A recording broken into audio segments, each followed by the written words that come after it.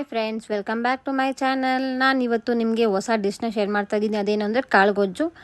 ಅದಕ್ಕೆ ಬೇಕಾಗಿರೋದು ಬಂದು 2 ಈರುಳ್ಳಿ ತೊಗೊಂಡಿದ್ದೀನಿ, ಒಂದು ಅರ್ಧ ಚಿಪ್ ತೆಂಗಿನಕಾಯಿ, ದಪ್ಪದ ಬೆಳ್ಳುಳ್ಳಿ ಆದರೆ ಒಂದು ಬೆಳ್ಳುಳ್ಳಿ ಸಾಕು, ಒಂದು ಸ್ವಲ್ಪ ಕೊತ್ತಂಬರಿ, ಒಂದು ಸ್ವಲ್ಪ ಹಸಿಮೆಣ್ಸಿನ್ಕಾಯಿ, ಚಕ್ಕೆ, ಲವಂಗ, ಒಂದು 3 ಏಲಕ್ಕಿ, ಸೋಂಪು, ಒಂದು 2 ಸ್ಪೂನ್ ಧನಿಯಾ ಪುಡಿ, ಒಂದು ಅರ್ಧ ಇಂಚು ಶುಂಠಿ, ಆಮೇಲೆ ಒಂದು 2 ಟೊಮ್ಯಾಟೊ, ಅದಕ್ಕೆ ಒಂದು 5-6 ಗೋಡಂಬಿ ತೊಗೊಂಡಿದ್ದೀನಿ. ನಾನು ಇದನ್ನು ಯಾವುದೇ ರೀತಿಯಾಗಿ ಫ್ರೈ ಮಾಡ್ಕೊಳಕ್ಕೆ ಹೋಗಲ್ಲ, ಹಾಗೆ ರುಬ್ಬಿಕೊತೀನಿ. ಮತ್ತು ಇಲ್ಲಿ ಒಂದು ಈರುಳ್ಳಿ ತೋರಿಸ್ತಾ ಇದ್ದೀನಿ ಒಗ್ಗರಣೆಗೆ. ಇವಾಗ ನಾನು ಏನೇನು ಐಟಮ್ಸ್ ಎಲ್ಲ ಹೇಳಿದ್ನಲ್ಲ ಅದನ್ನೆಲ್ಲ ರುಬ್ಬಿಕೊಂಡಿದ್ದೀನಿ ಆಲ್ರೆಡಿ. ಫಸ್ಟ್ ರೆಡಿ ಮಾಡಿ ಇಟ್ಕೊಂಡ್ಬಿಟ್ಟಿದ್ದೀನಿ, ಯಾಕಂದರೆ ಮತ್ತೆ ಒಗ್ಗರಣೆಗೆ ಹಾಕಿದಾಗ ಕಷ್ಟ ಆಗ್ಬೋದಲ್ವ, ಅದಕ್ಕೋಸ್ಕರ. ಇವಾಗ ಯಾವ ರೀತಿ ಹಾಕೋದು ಅಂತ ತೋರಿಸ್ತೀನಿ ಬನ್ನಿ. ಇಲ್ಲಿ ಒಂದು ಕುಕ್ಕರ್ನ ತೊಗೊಂಡಿದ್ದೀನಿ. ಒಂದು ಕುಕ್ಕರ್ಗೆ ಒಂದು ಸ್ವಲ್ಪ ಎಣ್ಣೆ ಹಾಕಿದ್ದೀನಿ. ಎಣ್ಣೆ ಒಂಚೂರು ಕಾದ್ಮೇಲೆ ಒಂದು ಸ್ವಲ್ಪ ಸಾಸಿವೆ ಹಾಕ್ಕೊತಾ ಇದ್ದೀನಿ. ಸಾಸಿವೆ ಏನು ಚಟಪಟ ಅಂತ ಅಂದಾದಮೇಲೆ ನಾವು ಇವಾಗ ಒಂದು ಈರುಳ್ಳಿ ಸಪ್ರೇಟಾಗಿ ತೋರಿಸಿದ್ನಲ್ಲ, ಅದನ್ನೇನು ಚಿಕ್ಕ ಚಿಕ್ಕದಾಗಿ ಕಟ್ ಮಾಡ್ಕೊಂಡಿರ್ತೀವಿ ಉದ್ದಾಗೆ, ಅದನ್ನು ಕೂಡ ಹಾಕ್ಕೊತಾ ಇದ್ದೀನಿ. ಅದು ಹಾಕಿದ್ಮೇಲೆ ಒಂದು ಸ್ವಲ್ಪ ಕರ್ಬೇವಿನ ಸೊಪ್ಪು ಕೂಡ ಸೇರಿಸ್ಕೊತಾ ಇದ್ದೀನಿ. ಅದಾದಮೇಲೆ ಒಂದು ಸ್ವಲ್ಪ ಕೊತ್ತಂಬರಿ ಕೂಡ ಆ್ಯಡ್ ಮಾಡ್ಕೊತಾ ಇದ್ದೀನಿ.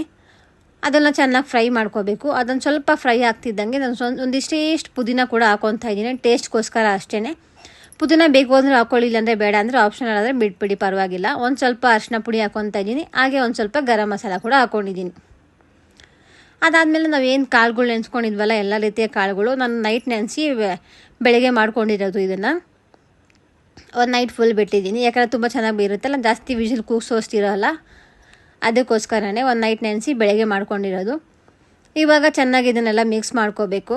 ಒಂದು ಸ್ವಲ್ಪ ನೀರೆಲ್ಲ ಬಿಟ್ಕೊಳುತ್ತಲ್ವ, ಒಂದು ಸ್ವಲ್ಪ ಸ್ಮೆಲ್ಲೆಲ್ಲ ಹೋಗಬೇಕಲ್ವ, ಹಸಿ ವಾಸನೆ ಹೋಗೋ ತನಕ ಅದನ್ನು ಚೆನ್ನಾಗಿ ಮಿಕ್ಸ್ ಮಾಡಿಕೊಂಡು ಒಂದು ಸ್ವಲ್ಪ ಹಾಗೆ ಬಿಡಬೇಕು. ಅದಾದಮೇಲೆ ಒಂದು ಸ್ವಲ್ಪ ಉಪ್ಪನ್ನು ಕೂಡ ಹಾಕ್ಕೊತಾ ಇದ್ದೀನಿ.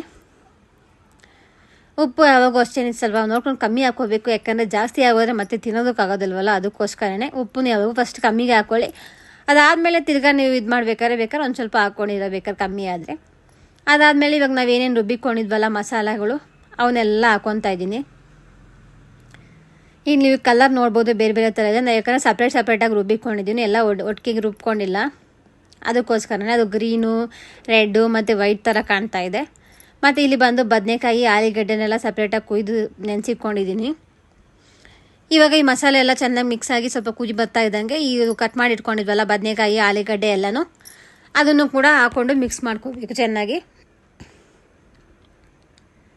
ಮತ್ತು ಇದನ್ನು ಆರಾಮಾಗಿ ದೋಸೆಗೆ ಆಗಲಿ ಚಪಾತಿಗೆ ಆಗಲಿ ತುಂಬ ಚೆನ್ನಾಗಿರುತ್ತೆ, ತಿನ್ಬೋದು. 1-2 ವಿಜಿಲ್ ಕೂಗಿಸ್ಕೊಂಡಿದ್ದೀನಿ ಇದನ್ನು. ಈಗ ನೋಡಿ ನಮ್ಮ ಯಮ್ಮಿ ಆ್ಯಂಡ್ ಟೇಸ್ಟಿಯಾದ ಕಾಳುಗೊಜ್ಜು ರೆಡಿಯಾಗಿದೆ. ಆರಾಮಾಗಿ ದೋಸೆ, ಇಡ್ಲಿ, ಚಪಾತಿಗೆಲ್ಲ ತಿನ್ಬೋದು.